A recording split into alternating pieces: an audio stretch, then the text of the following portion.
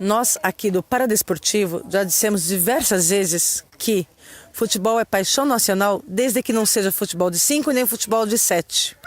Agora, se for futebol feminino, será que engloba essa paixão nacional? E então, o que você me diz do futebol feminino composto por atletas surdas, deficientes auditivas? Pois bem, é difícil de imaginar, é difícil de entender como seria um jogo assim. E é por isso que nós aqui do Paradesportivos viemos para Jundiaí conhecer um pouco desse time que possivelmente estará representando a seleção brasileira lá na Turquia durante as Surdo-Olimpíadas. E é isso aí, eu vou conversar um pouquinho com o técnico, vou entender um pouco melhor essa história e, claro, você acompanha tudo aqui com a gente. Eu tô aqui ao lado do Vanderlan. Vanderlan, explica um pouquinho como é treinar um time de futebol para surdos. Quando eu recebi o convite em 2012 da Confederação para treinar a equipe de futsal feminina, eu pensei em não aceitar porque não tinha nem ideia de como fazer.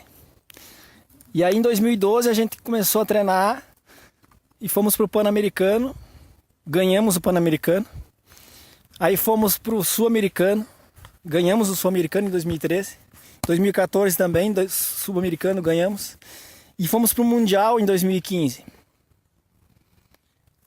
Nós não tínhamos ideia de como seria o Mundial, porque nós não tínhamos referência das equipes da Europa, da Ásia, da Rússia, enfim. E chegando lá, o primeiro jogo foi contra a Alemanha. A Alemanha tinha sido campeã e vice-campeã nos 2 torneios anteriores. E fomos jogar com a Alemanha e ganhamos a Alemanha de 6-2. E aí chegamos até a final e perdemos a final para a Rússia por 3-2. Então, foi muito gratificante durante esse tempo todo, mas a dificuldade é constante, porque desde recurso, a gente não tem apoio praticamente de ninguém, porque surdo não é nem olímpico nem paralímpico, então não tem verba, não tem... Sim. Estão correndo atrás disso há muito tempo. Já melhorou um pouquinho, mas é muito difícil o esporte sem patrocínio. As atletas pagam para jogar. A despesa delas para o Mundial foi todas elas que pagaram, estão pagando ainda. Que bom que tem o Bolsa Atleta para elas, né? Mas isso só para quem classifica entre os 3 primeiros. Então, a dificuldade é grande, mas o desafio também é maior ainda. Então... E uma pergunta que não quer calar, porque eu aqui mesmo falando com vocês e tal, vendo o treino, eu percebi que a barreira da comunicação é muito grande, pelo menos para quem é leigo no assunto. E aí, como vocês se entendem com isso? Porque nós sabemos que no jogo tradicional tem o juiz berrando, tem o técnico berrando pra caramba. E no caso, algumas ouvem pouca coisa, né? Outras ouvem nada. Como é que padroniza isso? Berrar não adianta nada aqui, né? Então tem que ter muita calma, porque com o decorrer do tempo e do treinamento, elas conseguem perceber pelos movimentos que a gente faz o que a gente quer dizer, entendeu? Ou parar o jogo, porque não adianta tu dizer segura a bola, para, vamos fazer isso, apitar, isso aí porque as coisas não fazer. Então, essa dificuldade com o tempo elas vão adquirindo pelo visual, vão pegando e a gente vai conseguindo passar e demora um pouquinho mais, mas é bem gratificante porque elas aprendem muito fácil. É gratificante, você percebe, porque a gente lida com o esporte adaptado, a gente percebe o quanto isso é gratificante. Confesso que eu não conhecia o futebol feminino para surdos. Eu chegando aqui, precisei do intérprete da comissão técnica aqui, precisei entender, que alguém me traduzisse o que eles estavam falando, né? Sim, porque sim. É aquele teu negócio, realmente para mim uma outra língua mesmo. E elas, como é que entendem isso? Como é que elas observam, assim, lá fora, o ambiente externo? Vão participar agora da Turquia, algumas delas? Como é que elas veem isso, sabendo que o público não são surdos, que eles são surdos? Já foi No meu entendimento já foi mais difícil lá no início, quando eu comecei, mas para eles sempre foi difícil. Então eu tento trabalhar isso de que eles podem se valorizar, eles não são inferiores. Então, dentro do mundo dos surdos, da competição dos surdos, eles se sobressaem mundialmente, tanto é que foram vice-campeão do mundo. Então, essa tecla eu tenho batido sempre, vocês podem fazer, porque elas queriam ir lá e, não, se forem oitavo, tá bom, se for não, eu vou lá, não vou para passear, eu disse para elas, né, que nem eu te disse antes. Então, é mais sério do que elas pensam. Então, eu sou professor de educação física já há muito tempo, trabalho com esporte há muito tempo.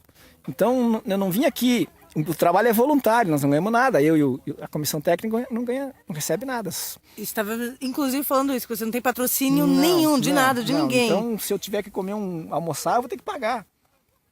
Entendeu? Então, isso tudo faz com que fique mais sério ainda a coisa. Uhum. Tem que fazer valer a pena, né? Para te ter uma ideia, eles reembolsam as despesas nossas.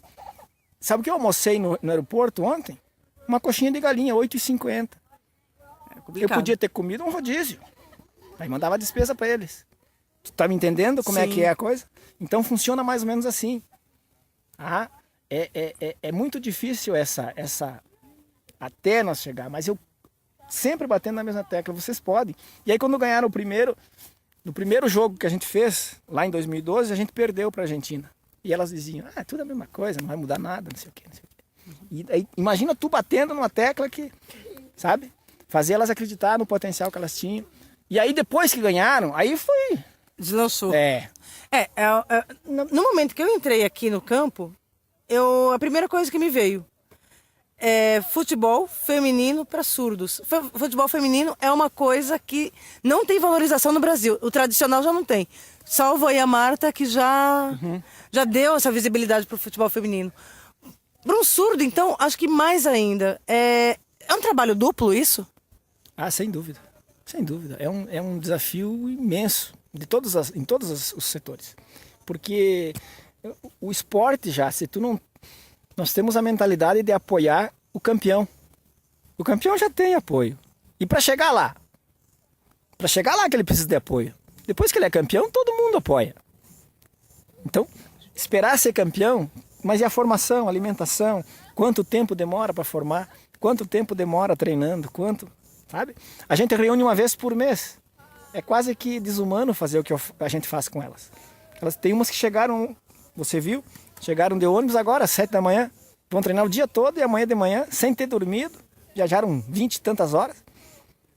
Complicado. Então, esse desafio, isso é um desafio, mas se tivesse um pouquinho de apoio, eu brinco sempre com a comissão, se tivesse 50 mil por ano, seria campeão de tudo.